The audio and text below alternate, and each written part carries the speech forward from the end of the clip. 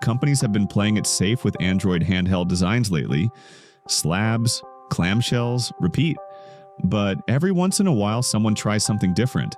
That's exactly what Anbernic did with the RG Slide. A retro-inspired Android handheld with a sliding screen, kind of like those old PSP Go or Xperia Play devices, but way chunkier, way more modern, and honestly, pretty fun to use. But is it worth buying? Well, I've been looking into this thing, going through reviews, and here's what I think about it: the good and the bad. Let's start with that sliding screen. Anbernic RG Slide has a proper spring-loaded slider. You open it with a satisfying snap, and yeah, it's hard not to just keep sliding it open and closed for the fun of it. The build feels premium too. There's a metal frame reinforcing the back so it doesn't feel flimsy like some cheaper handhelds. What's cool is the sleep tight wake feature built into the slider. Close the screen, it sleeps. Slide it open, it wakes up, just like the handhelds we used to love. But there's no getting around the size. This thing is bulky. It's bigger than a PSP Go, it's thicker than most phones, and you're not slipping this into your pocket unless you're wearing cargo shorts.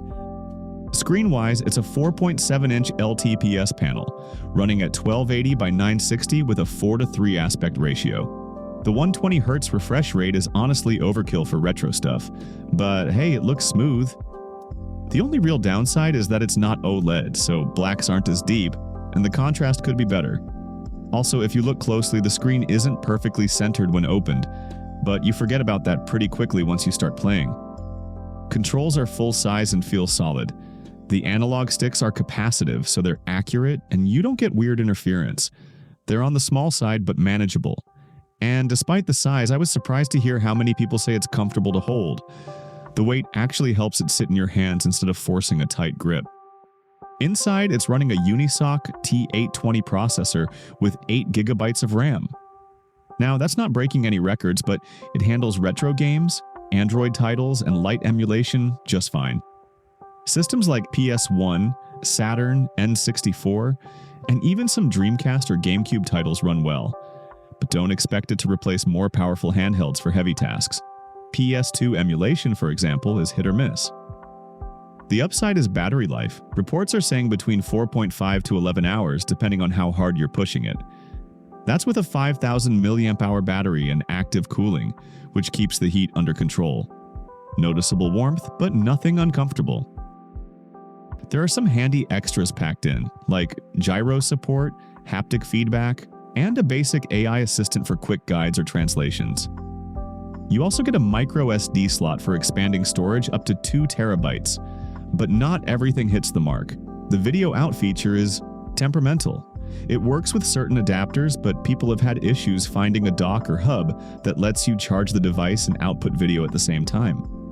Plus, switching to external displays isn't exactly seamless. There's also no SIM slot, and while the screen's solid, I get why some folks were hoping for OLED.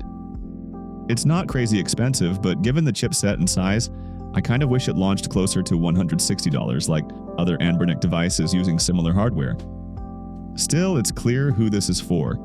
The build is great, the slide feels satisfying, and for casual retro gaming, it nails the experience.